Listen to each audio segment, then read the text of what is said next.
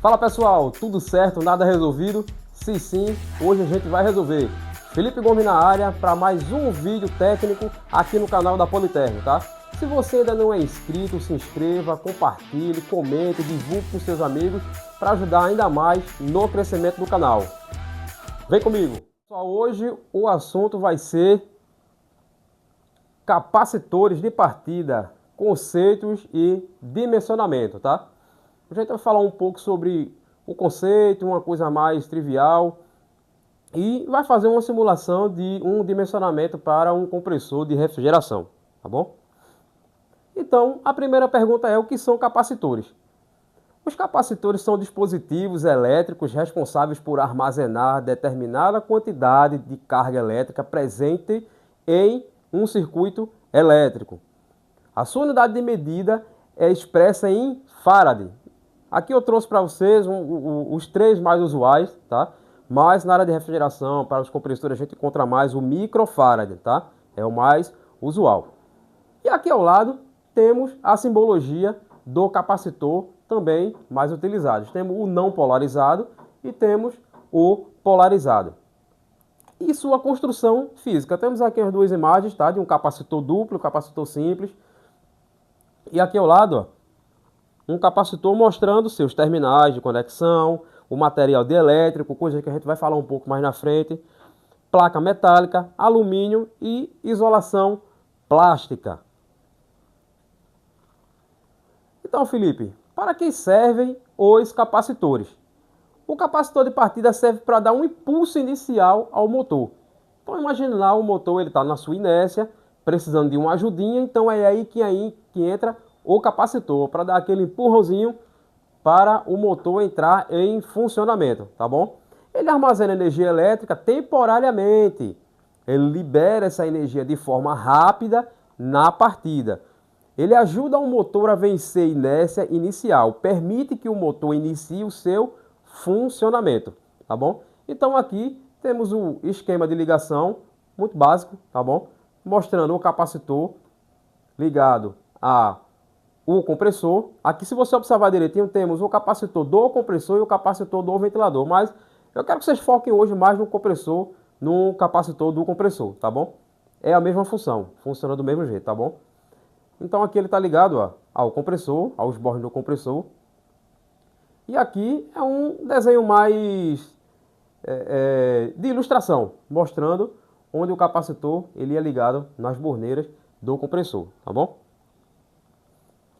O que eu tinha falado anteriormente de material dielétrico, tá? O material dielétrico é um isolante colocado entre as placas do capacitor que pode ser polarizado por um campo elétrico. Ele aumenta a capacitância, armazena a energia e define as características do capacitor como estabilidade e tensão de trabalho. Então, mais na frente eu vou mostrar para vocês como é que funciona o capacitor em uma ilustração e no gráfico, tá bom? Então, tipos de materiais. Temos três tipos. Temos o tipo sólido, líquido e gasoso. No sólido a gente tem o vidro, cerâmico, plástico e o de borracha. Esses que são os mais usuais, tá bom? Isso aqui é o que a gente vai encontrar mais no mercado para aplicação no compressor de refrigeração. Temos também o líquido, que são os óleos minerais e outros fluidos. E o gasoso, que é o próprio ar, e o hexafluoreto de enxofre.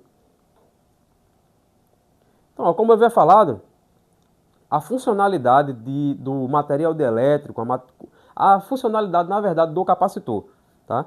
Aqui eu tenho uma tensão elétrica, eu tenho uma carga, que é uma carga que ela é aplicada no capacitor. Então aqui eu tenho as placas condutivas, que são essas da ponta aqui, e eu tenho o material dielétrico.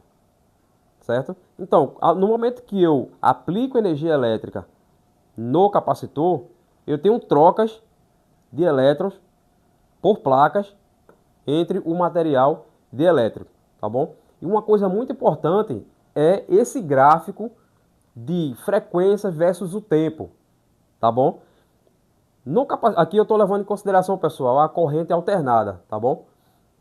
Então, em função do tempo, tá? Essa linha aqui do eixo X, em função do tempo, está em segundos, e eu tenho a linha do eixo Y com a frequência, tá bom? Se você observar direitinho, eu tenho aqui, ó, uma senoide positiva e eu tenho uma senoide negativa. Uma senoide positiva e uma senoide negativa. O que eu quero dizer com isso? Que na frequência de 60 Hz, tá bom? O capacitor, ele carrega e descarrega, ou seja, ele absorve energia e libera ela 120 vezes por segundo. Cada senoide dessa, vamos supor que aqui é um carregamento e descarregamento, ou seja, em um minuto, e em 120 segundos, tá? Em 120 segundos ela carrega e descarrega 120 vezes, tá bom? Então ela faz esse carregamento e descarregamento muito rápido. Então é uma coisa muito rápida mesmo para poder fazer o motor elétrico entrar em funcionamento. Muitas vezes não é só colocar o compressor em funcionamento, tirar ele da inércia. Também ele faz as correções da energia elétrica que está fornecendo para aquele compressor, tá bom? E aqui, antes da gente iniciar a parte do dimensionamento, vamos aqui ver uma parte de tolerância, os testes de tolerância.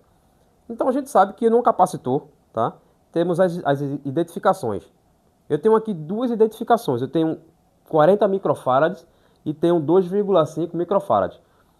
Esse 2,5 microfarad com certeza é para o motor de um ventilador, tá? Suponhamos aqui que é um capacitor para fazer uma alimentação de um sistema de ar-condicionado, onde tem o compressor e o ventilador. Então vamos levar em consideração somente esse 40 microfarad aqui, tá bom? Deixei ele aqui bem em evidência. E a sua tolerância é de 5 microfarad para mais ou para menos. Pegando essa referência aqui de 5 microfarad para mais ou para menos, a gente encontra o valor de 38 microfarads a 42 microfarad. Ou seja, abaixo de 38 microfarad, esse capacitor não funciona, não presta. E acima de 42 microfarad da mesma forma, tá bom? Então, como é que eu sei que o capacitor está fora das faixas de tolerância? Utilizando o instrumento para teste, os capacímetros, tá? Os capacímetros digitais. Anteriormente a gente já utilizava os capacímetros analógicos, mas hoje a tecnologia veio aí para ajudar a gente, para dar uma melhorada ainda mais no dia a dia do profissional. Então você vai encontrar muitos capacímetros digitais para teste de tolerância dos capacitores. E aqui o dimensionamento de um capacitor, tá bom? Pode ser que você encontre um capacitor aí que esteja com a identificação apagada. Isso aqui eu creio que vai ajudar muito no momento de definir qual o capacitor, tá bom? Então a gente precisa saber alguns pontos. A gente precisa entender qual é o LRA, que é a corrente de motor travado do compressor. Temos já uma constante pré-definida de 2.296. A corrente, que é LRA dividida em 5 vezes, que ela é diminuída em 5 vezes, a gente vai chegar lá. E esse XA é uma constante de corrente elétrica. E o resultado final, que é o que queremos, em microfarad, que é a capacitância. Então, temos 3 passos para poder identificar isso. O primeiro passo é esse daqui, é a corrente do motor travado dividido por 5. Depois, o segundo passo é o valor da constante de 2.296 vezes a corrente encontrada do primeiro passo. E após, por último, o terceiro passo é o XA, tá bom? Que é a constante de corrente, dividido por 450. Esse XA aqui é o valor que foi encontrado desse cálculo, tá bom? Então, vamos aqui agora para um exemplo. Exemplo de dimensionamento, tá bom? Então, nós temos aqui uma placa normalmente encontrada no compressor, tá bom? Você vai procurar, você vai identificar o modelo, vai identificar de onde ele foi fabricado, qual o tipo do fluido de refrigerante aplicado, modelo, série, tensão, entre outros, tá? Mas aqui a gente vai atentar a esse aqui, ó, LRA, é a corrente de motor travado. Então vamos ao primeiro exemplo. Já encontrei aqui, ó, 29,5 é a minha corrente de motor travado.